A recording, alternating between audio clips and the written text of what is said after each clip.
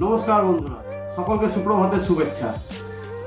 আজ আমি বলবো সর্দি কাশি ও ব্রঙ্কাইটিসের সহজ উপাচার। তাহলে কি করতে হবে আপনাদের? সহজ প্রাণায়াম। প্রথমে আপনি পদ্মাসন, সুখাসন অথবা চেয়ারে বসেও করতে পারবেন, কিন্তু মনে রাখবেন পুরো শির দ্বারা সোজা করে বসতে।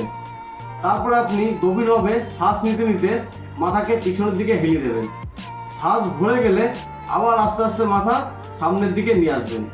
নামাতে নামাতে যখন থুতনি আপনার গলার সঙ্গে ঠেকে যাবে তখন গভীরভাবে শ্বাস ছাড়বেন।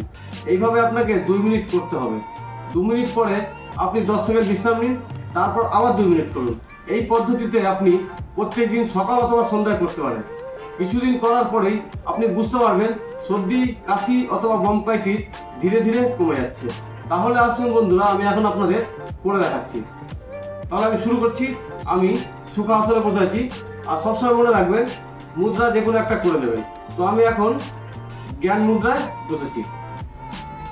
তাহলে শুরু করছি। আমি নিঃশ্বাস নিতে নিতে মাথা পেছন দিকে যতটা যাবে নিয়ে যাবো। এবার আস্তে করে আবার মাথা আমি এদিকে নিয়ে আসবো। নিয়ে আসার পর যখন এখানে আবার ঠিক যাবে তখন শ্বাস আমি জোরে ছাড়বো। জোরে ছেড়ে এই পদ্ধতিতে আবার নিয়ে যাবো। ঠিক আছে, তাহলে আমি চালু করছি।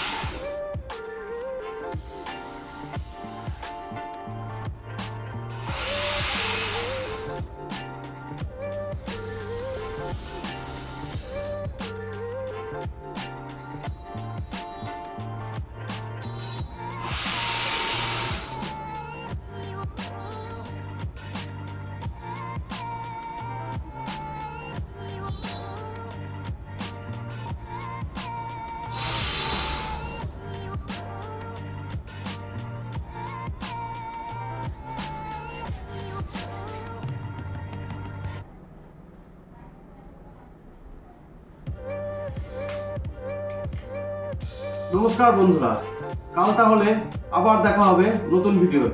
আমার ভিডিও যদি ভালো লাগে তাহলে লাইক, কমেন্ট ও সাবস্ক্রাইব করবেন দয়া করে।